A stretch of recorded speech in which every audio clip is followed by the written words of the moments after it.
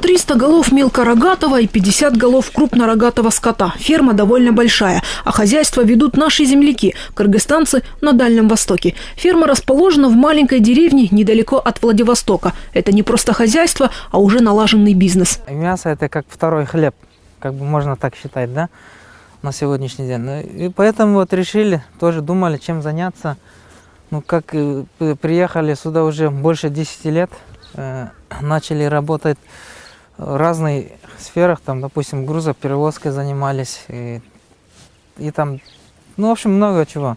И вот остановились тут на этом хозяйстве. Это на сегодняшний день, я так считаю, что очень выгодные. Спрос на мясо всегда есть. Почти ежедневно продукция доставляется в кафе, рестораны, супермаркеты Владивостока. Стоимость, к примеру, одной овцы от 5 до 8 тысяч рублей, в зависимости от веса. А крупнорогатый скот и того дороже. Есть в хозяйстве и лошади. А как же без деликатеса национальной кухни? Бешбармак и чучук из конины едят и здесь, в России. Лошадей тоже держим. Тоже.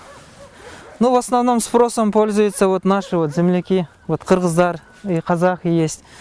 Ну, тоже, русские тоже есть, которые вот со Средней Азии, которые кто приехал, допустим, с Киргизии, с Казахстана, да.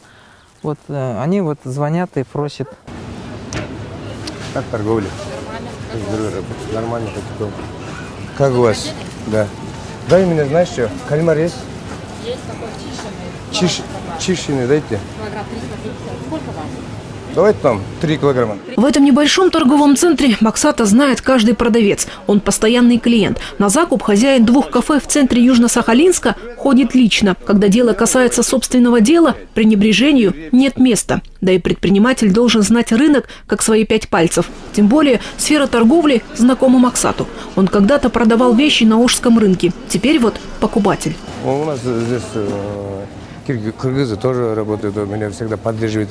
Которые я покупал морепродукты. Эта девушка, как сестренка, постоянно мне помогает. Она делает со скидками, да, это тоже для меня это приятно. Земляков своих Максат видит практически каждый день. Кыргызов в Южно-Сахалинске много. Около 10 тысяч только по официальным данным. Коллектив кафе, который арендует Максат, тоже состоит в основном из кыргызов, трудовых мигрантов, уехавших из страны в поисках лучшей жизни. Да и сам Максат тот же гастарбайтер. После апреля 2010-го подался на чужбину, где не все сразу сложилось. Деньги и успех на голову с неба не свалились.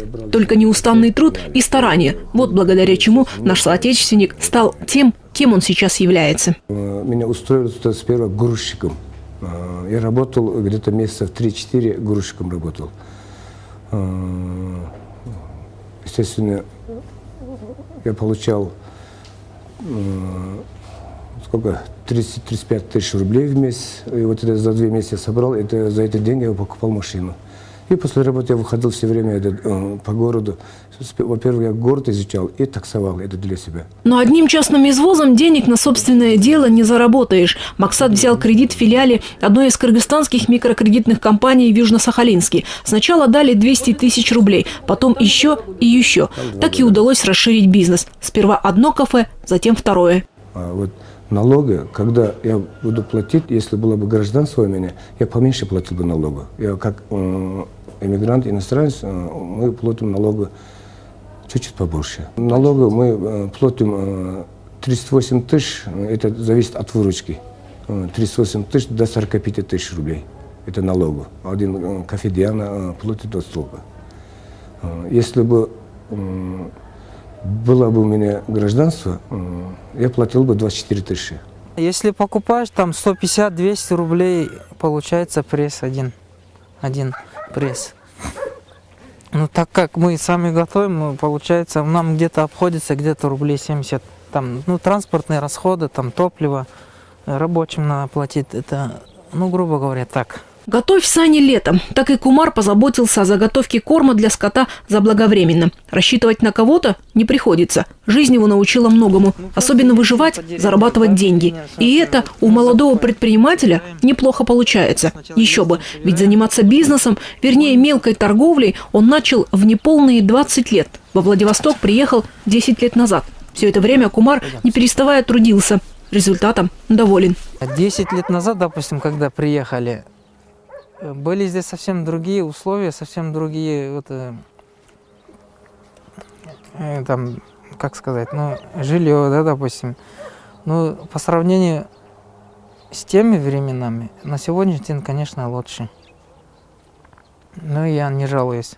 Дай Бог, все хорошо. Я думаю, что у всех это трудности есть, даже в Кыргызстане, даже в России хоть где-то не был, когда вот первое время всегда есть трудности. Просто терпение и все, время.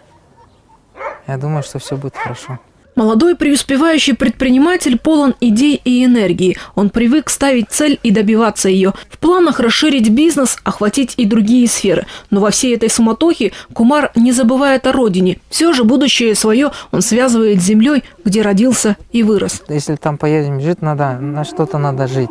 Правильно? Так как мы привыкли здесь, ну как сказать, жить в таких условиях. Поэтому надо что-то надо открывать, бизнес свой какой-то иметь надо.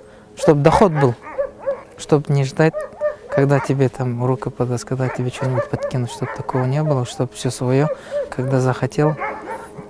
Ну, надо что-то решать, что-то открывать надо. Только так. В будущем, конечно, поеду все со своей семьей. У меня все равно в сердце это Кыргызстан всегда, вот спишь, там снится. Там тугандар, все сами знаете, все там наши. Ну, Бурюса, обязательно приедем. Будущее своих сыновей Кумар, безусловно, видит в Кыргызстане. А чтобы дети не забыли родной язык, культуру и быт, дома разговаривают на кыргызском, отмечают национальные праздники, Наурус, День независимости. Дети должны знать свои корни. Да, конечно, это, безусловно, говорится дома всегда. Ну, разговариваем потоже. Вот сейчас старшего сына, чтобы он учился, чтобы понимал, ему сейчас 12 лет, как раз с бабушкой в Бишкеке оставил, чтобы там до 9 классов там будет закон, а потом 9 классов закончится и сюда привезу куда-нибудь поступать. А старший и младший, еще маленький, он с нами. Это мой сын Асланбек Максатбекович. Сейчас он руководит кафе «Диана». Он справляется. Сыну спасибо большое. Мой самый близкий помощник. Он пунктуальный парень. Как он, ему 19 лет всего, у него будущее будет, я надеюсь. Встретить счастливую старость на родной земле с семьей, детьми хочет и Максат. А чтобы обеспечить себе беззаботную жизнь потом, работает сейчас. Да и в Кыргызстане сидеть сложа руки не собирается. В планах опять все тот же бизнес. У меня планы тоже открыть у себя, может, в Бишкеке, хорошее кафе. Это будет, мы постараемся в течение 4 или 5 лет, вот так. И потом поедем домой. И здесь надо зарабатывать, это там моя мнение построить этот кафе, свой бизнес маленький. И тогда я поеду в Киргизию. Здесь наши много Киргизии. Общаюсь каждый день. Например, если я работал бы где-то, это было бы мне заметно. А то я каждый день вижу наших земляков, соответственно. Но, похоже, природа, это все нашему Кыргызстану. Это тоже хорошее влияние. Здесь мои братишки работают в совхозе. Как будто мы в Сусамыре находимся, да? Есть такие места, похожие к нам, это Кыргызстан сильно. Работа не дает сильно тосковать по родным, хотя хочется быть рядом с родителями. Пока сын зарабатывает деньги, старик со старухой ждут его дома, на родине. Чего так сильно боится Максат, так это не увидеть их хотя бы напоследок. Жизнь порой несправедлива. Где-то приобретаешь, где-то теряешь. И не все зависит от воли человека. Не уезжал бы. Я там работал бы. Там родился. Лучше, где нас нету. Это так кажется. Конечно, в Кыргызстане лучше. Дома же лучше. Мы же в гостях. У них разные судьбы, разные дороги, но обоих, в конце концов, одна дорога приведет на родину, куда они стремятся, по которой тоскуют и где хотят стать счастливыми, хотя бы в старости.